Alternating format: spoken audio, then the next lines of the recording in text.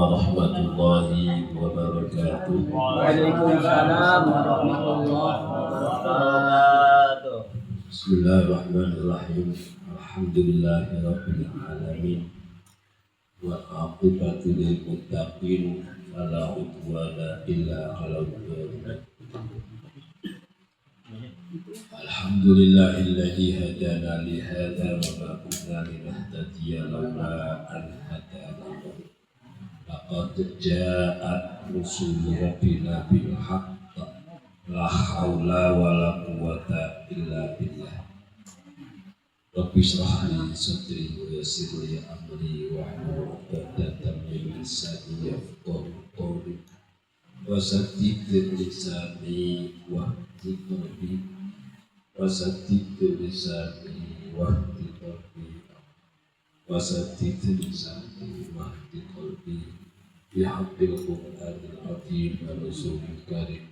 Rabbana anfa'na bima 'allamtana Rabbi 'allimna alladzi yanfa'una ya qulu fala yafutu syai'un min ilmihi wa la yaqutuhu ya mubdi al-badali ila yamri fi sya'iha 'aunan min khalqihi. Allahumma inna nas'aluka fahma nabiyyin wa hifdzal mursalin. Allahumma aghnina bil ilmi warzuqna bil hikmah. Amin. Wa akrimna bit taqwa wa jammilna bil afiyah bi rahmatika ya arhamar rahimin. Amin ya rabbal alamin. Pertama-tama kami muliakan kami hormati Pemangkuman Hakim Bapak datang sekeluarga, pula yang saya hormati sesepuh dan sepuh, khusus Bapak Haji Hamid, pula yang kami hormati para ikhwan, akhwat, bapak-bapak, ibu-ibu, hadirin, hadirat. Semoga kita bersama-sama melangkah kaki dari rumah masing-masing mendapat ridha dari Allah Subhanahu wa Ta'ala, mendapat imbalan untuk bekal kita ke sana. Pula sholawat dan salam semoga selalu dilimpahkan kepada baginda Nabi besar Muhammad sallallahu alaihi wasallam serta keluarganya dan sahabatnya dan semua pengikut-pengikutnya. Bapak-bapak, ibu-ibu, ikhwan, akhwat, pondok pesantren seluruhnya layak yang kami hormati. Marilah amaliyah TGN ini betul-betul kita amalkan dan betul-betul kita lestarikan. Bahkan satu lagi itu amalkan, amankan dan lestarikan. Mudah-mudahan tiga ini bisa terwujud bagi kita masing-masing. Kenapa harus kita amalkan? Karena Tarekat Qadiriyah Naksabandiyah itu adalah sebagai amaliyah yang akan membentuk jiwa kita bangun dan akan membentuk badan kita bangun. Sebagaimana harapan negara kita, bangunlah jiwanya, bangunlah badan. Dengan pengamalan ini, insya Allah jiwa kita akan bangun, pula badannya akan bangun. Bagaimana makalah ulama mengatakan, waman tasawwafa walam yatafaqqaha faqad tazaddaqa, waman tafaqqaha walam yatasawwafa faqad tafassaqa, wa man tasawwafa wa tafaqqaha faqad tahaqqaqa. Barang siapa yang bertasawuf saja tidak mengamalkan fikih, maka dia akan zindik. Barang siapa yang mengamalkan fikih saja tidak bertasawuf, itu akan fasik. Barang siapa yang bertasawuf dan berfikih, maka itulah yang benar. Apa hubungannya tasawuf dengan thariqah? Tasawuf itu maksudnya amalan hati. Amalan hati yang isinya untuk membersihkan hati dari perbuatan-perbuatan yang tidak baik, khususnya yaitu syirik menyekutukan Tuhan.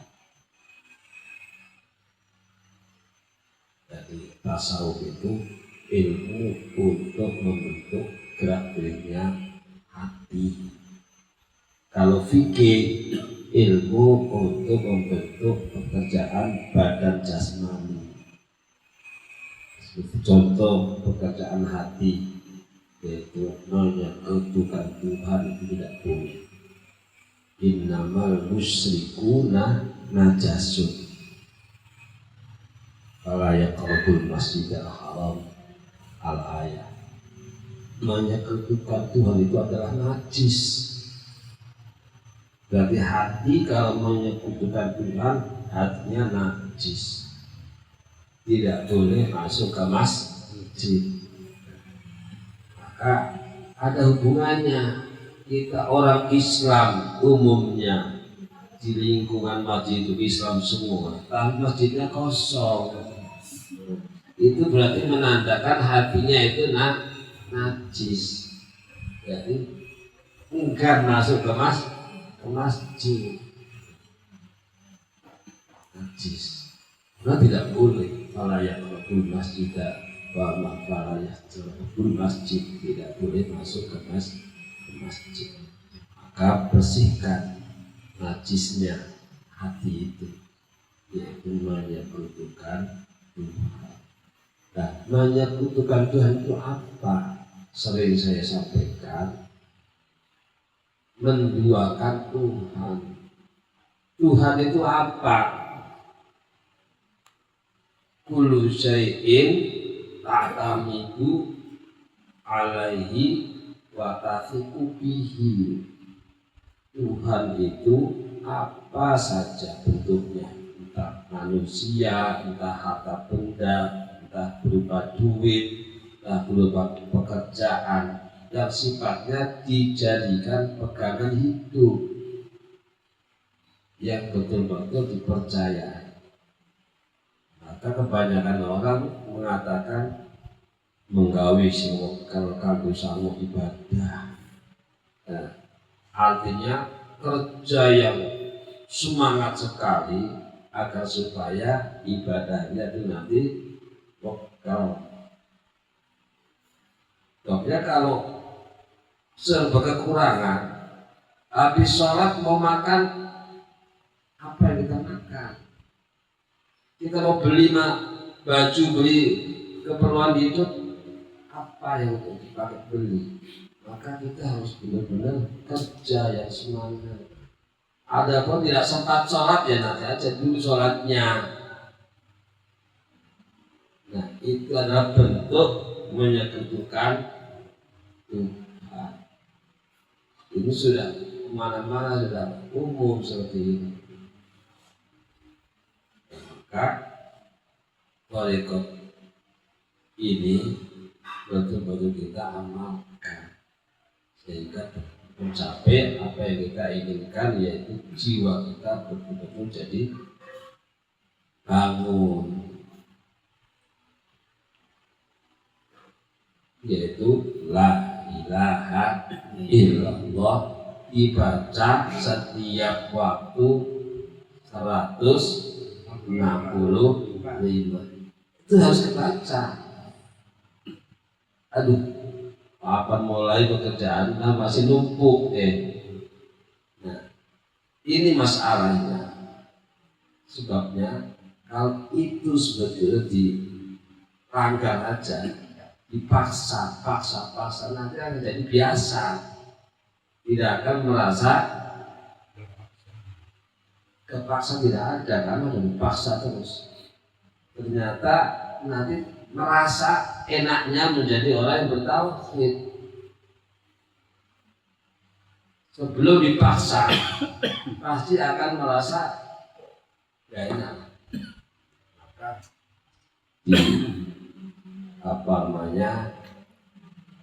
dibutuhkan sabar nerima. Sabar dan nerima. Sabar itu bahasa Arab, bahasa Indonesia mah perjuangan. Perjuangan, per itu maksudnya prihatin, maksudnya jujur, wani resiko meninggalkan pekerjaan yang sudah biasa dikerjakan. Berani, harus berani. Nanti berhasil bisa istiqomah. Dan nama itu sabar namanya. Sabar jadi nanti aja, kalau udah tua nanti apa amalkan. Itu namanya males, bukan sabar namanya. Males, nah tidak mau susah. Orang males itu orang yang tidak mau susah. Karena kalau kerjaan sudah dikerjakan kan susah, kita kerjain kan nggak mau susah. Nah, sebutnya orang males, bukan sabar. Kalau sabar itu melanggar, paksakan. Nah, terus yang menerima keadaan kita masuk seperti itu, belum tercapai apa yang kita inginkan, kita terima lebih dahulu. Untuk menerima itu bagaimana supaya bisa tercapai? Serahkan sama Allah semua kebutuhan hidup kita yang belum tercapai, seperti misalnya untuk anak-anak, untuk sekolahnya tidak ada misalnya. Nah, menerima kekurangan yang ada. Terus Allah mantu kita terus. Kita tidak lepas dari Allah. Allahu mu'ini. Allah akan selalu menolong kita. Allahu syahidi. Allah menyaksikan kita, menyaksikan aku. Allahu nadhiri. Allah melihat aku. Tidak ada masalah kalau kita amalkan betul-betul. Maka mesti kita mau mati-mati amalkan ya. Sampai saat butuh apa saja khataman itu. Khataman itu sudah dibuktikan oleh orang-orang yang sudah istiqomah. Ternyata terbukti apa yang kita inginkan tercapai dengan kata amalkan. Jadi kalau sudah tidak amalkan betul-betul, tauhid itu muncul. Kalimat tauhid bisa diwujudkan. Kalimat ikhlas bisa diwujudkan. Sesuai dengan iman, al-iqrar bil lisan, wa tasdiq fil janan, wa amalun bil arkan. Nah, metodenya itu dengan PGN, yaitu mengamalkan amaliyah, thariqah, qadiriyah, wa naqsabandiyah.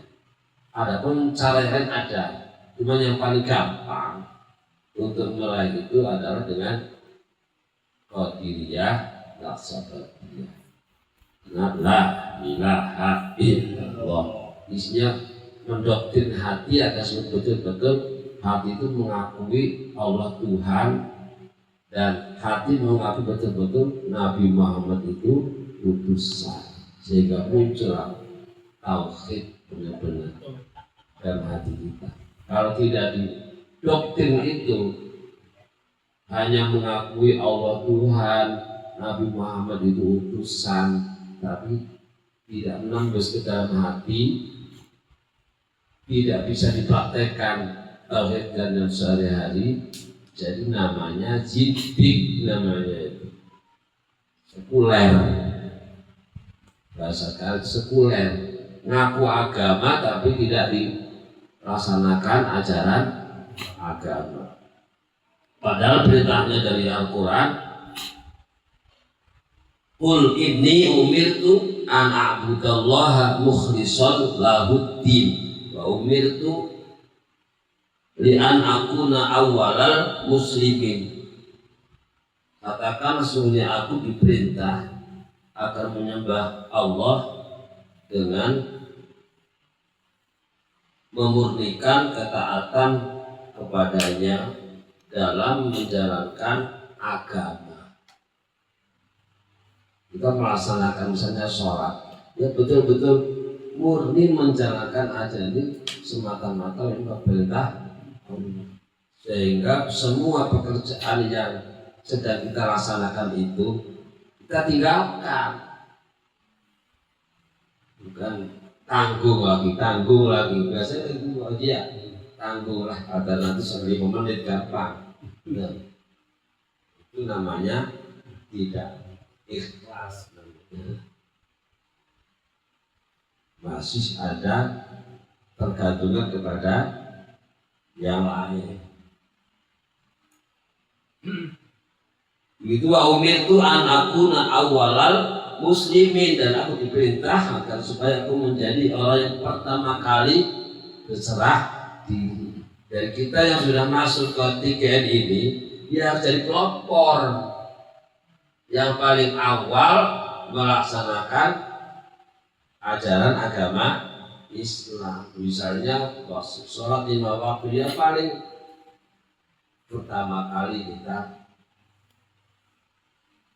semangat sehingga betul-betul nanti menjadi guru digugu lan ditiru, bukan hanya sekedar kumpul-kumpul 5 lagi di sana 5 lagi di sini hanya rame-rame, tapi tidak bisa menjadi guru karena kita belum memulai melaksanakan ajaran agama yang benar.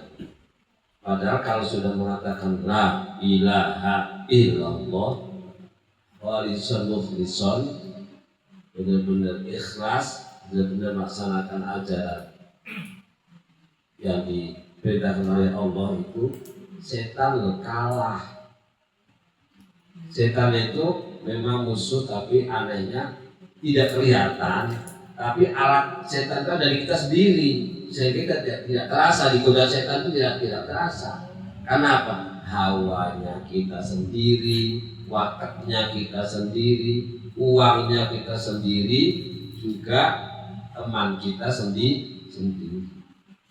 Kalau kita mengikuti hawa kita terus, berarti kita itu sudah kena perangkap setan. Kita tidak mau berubah, watak kita itu udah kawan dari bayi. Bahkan diomongnya apapun omongannya tidak nerima, tetap aja itu perbuatannya tidak rubah-rubah. Itu namanya kawan jabang bayi, sebutnya watak. Ya, watak yang angel, nggak bisa berubah. Nah, padahal bisa dirubah itu kalau mau merubah. Babnya innallaha la yughayyiru ma biqaumin hatta yughayyiru ma bi anfusihim. Dari watak kita itu, kalau kita tidak merubah sendiri, tidak akan berubah dengan sendiri. Maka itu adalah alat setan. Rubah. Jangan anggap konon, anggap watak yang konon kamu berubah. Alhamdulillah min.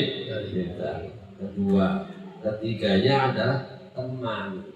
Kita mau mengamalkan, tapi teman saya kok biasa-biasa baiklah. Nah, nggak enak. Jadi dikira kita nanti dari anak soal cewek.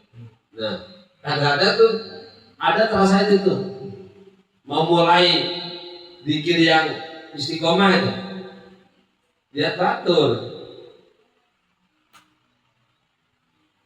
Nah, batur itu adalah juga alat setan.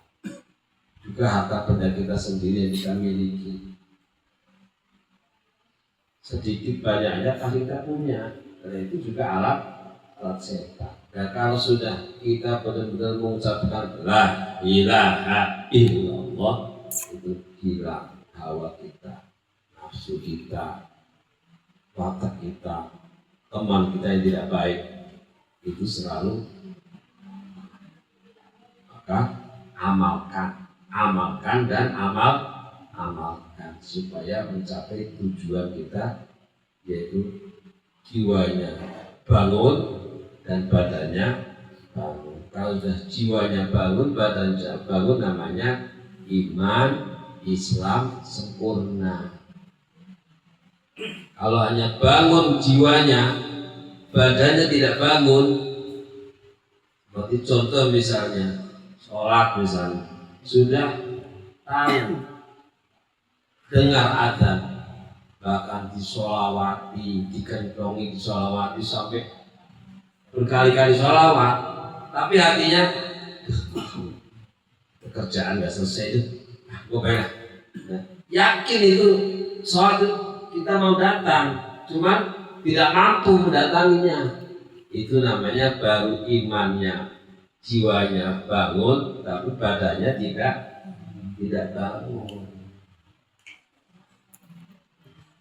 Nah, itu yang dimaksud kita itu.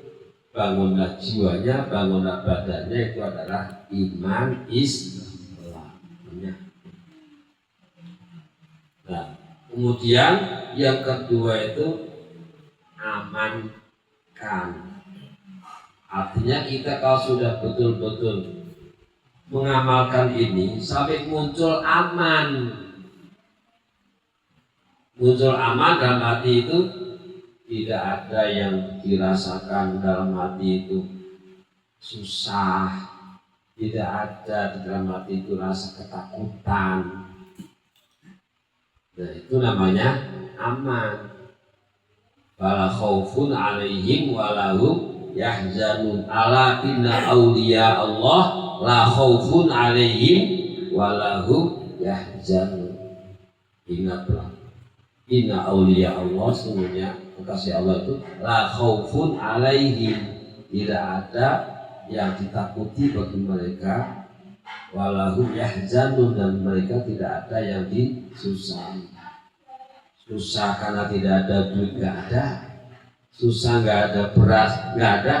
Ada duit, nggak ada duit, pada baik. Nah, pada baik. Duit kerjaan tetap, nggak duit kerjaan tetap, pada baik. Nah, kadar mangan dan nggak lebih dari warung, tempat nggak lebih dari jagoan ini. Misalnya kita punya rumah gede tingkat, ya hanya dulu gini. Nah, sana kosong, apalagi atas kosong. Ngapain kita pengen rumah yang besar? Oh, nggak mampu bangun. Nah, makan juga sama, nggak lebih dari kenyang.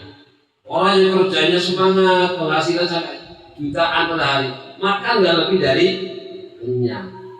Setengah piring sudah kenyang, tambah lagi meskipun ikannya masih banyak, yang enak-enak dimakan, tapi sudah tidak menerima lagi karena kenyang.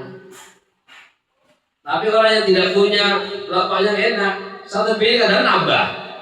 Nah, itu kemampuan manusia hanya segitu. Kenapa kita susah-susah? Kenapa kita takut-takut? Nah, ini amalkan sehingga sampai tidak ada yang ditakuti dan tidak ada yang disusah, bisa namanya aman. Setelah aman, nah, baru kita lestarikan. Yuk, sekarang zaman begini, tidak ada cara lain, kita harus berpegang kembali kepada Allah. Ingin selamat, ingin senang kamu, ini kita caranya. Nah, akhirnya bisa lestari zikir itu, di mana-mana ada zikir, di mana-mana ada zikir. Seperti contoh yang di Pekalongan Buaran itu, sholawat dalail. Di sana itu yang namanya sholawat dalail itu anak kecil-kecil, anak-anak remaja, orang tua berkunjung pada ikut sholawat dalail.